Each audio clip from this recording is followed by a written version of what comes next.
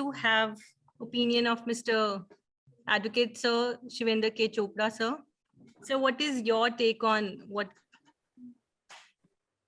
stigma attached to not using much of the jargons in the court?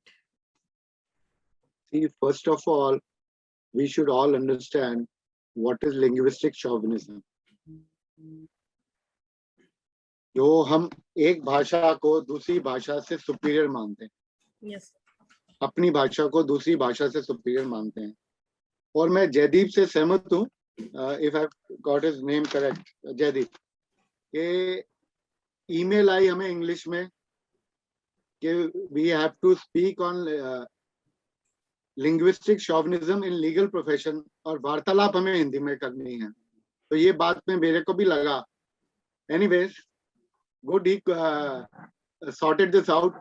तो यहीं पे linguistic शॉविनिज्म आ जाता है, प्ले कर जाता है कि हमारी भाषा हिंदी होते भी हम इंग्लिश को यहाँ पे इम्पोर्टेंस दे रहे हैं, ज्यादा महत्व दे रहे हैं, सबसे ज्यादा महत्व इसी को दे रहे हैं. तो हम सबको ये होता है कि अब हमें हिंदी भाषा या इंग्लिश भाषा, अपनी भाषा को हम काफी गर्व से, गौरव से, प्राइड से, प्राउड होके हम उसको सुपीरियर मानते हैं. अब जैसे एक केस था सुप्रीम कोर्ट में एक केस था, उसमें जो लिटिगेंट था उसने बार बार कहा मुझे इंग्लिश नहीं आती, मैं अपनी लैंग्वेज में हिंदी में बात करूंगा और मैं उसी पे बहस करूंगा, उसी पे अपने रिटर्न आर्गुमेंट फाइल करूंगा, सारी कार्रवाई जो है अपनी भाषा में करूंगा.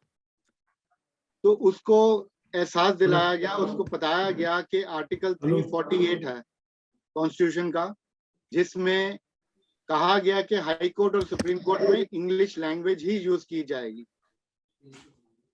अब जैसे जयदीप ने भी कहा कि हरियाणा ने शुरू कर दिया है 2020 में, बट उन्होंने डिस्ट्रिक्ट कोर्ट में शुरू किया. अभी they have made it mandatory for all district court, और जहां हाई कोर्ट में यूज करना है भाषा, वहां पे कुछ स्टेट्स है, जैसे अपना उत्तर प्रदेश है, मध्य प्रदेश है, और एक स्टेट और है, मेरे को भी नाम नहीं याद आ रहा, बिहार और राजस्थान.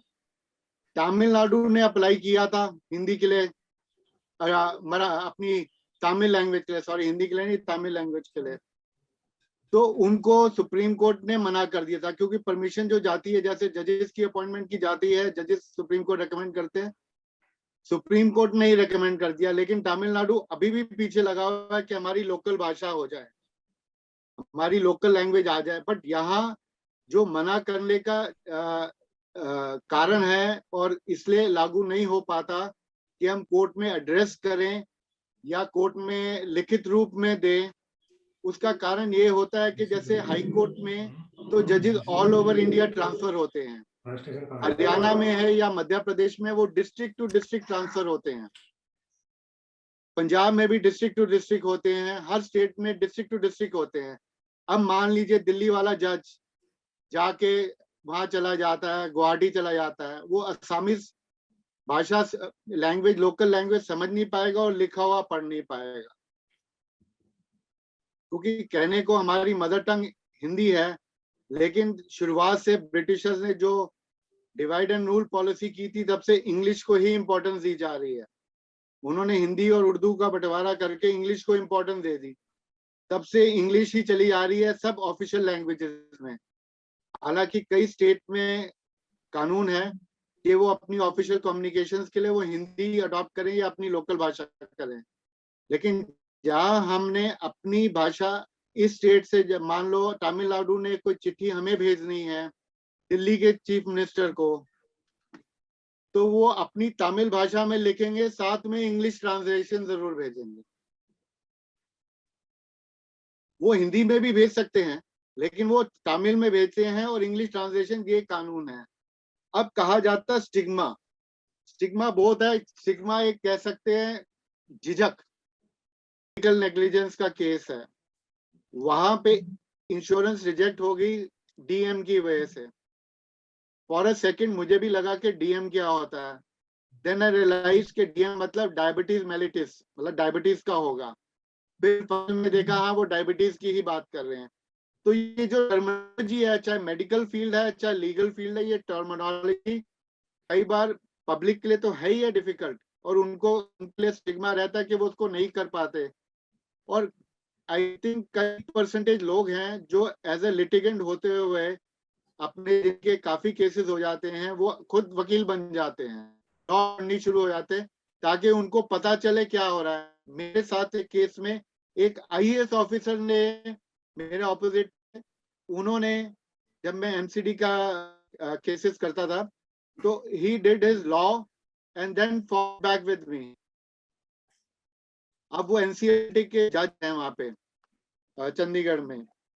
तो ये स्टिग्मा झिझक के कारण होता है। अब झिझक आपको पर्सनल भी होता है। अगर मैं जाऊंगा, जैसे हमारे स्टूडेंट्स हैं, बच्चे हैं, कि आज मैं चंडीगढ़ हाईकोर्ट जाऊंगा, मैं इंग्लिश में बोल पाऊंगा नहीं बोल पाऊंगा, बोलूंगा तो जज हंसेगा या मेरे दोस्त हंसेंगे या पब्लिक हंसे, तो स्टिग्मा इसको भी कहेंगे। एक पर्सनल स्टिग्मा और एक पब्लिक स्टिग्मा। कि पब्लिक में ये स्टिग्मा मेरे ख्याल हम सब ने फेस किया होगा। जब प्रोफेशन ज्वाइन किया था मैंने भी फेस किया था। कई बार बोलता था, पीछे देखता था कि कोई दोस्त तो नहीं सुन रहा, वो हंसेगा तो नहीं मैं क्या बोल रहा हूँ, सही बोल रहा हूँ या गलत बोल रहा हूँ।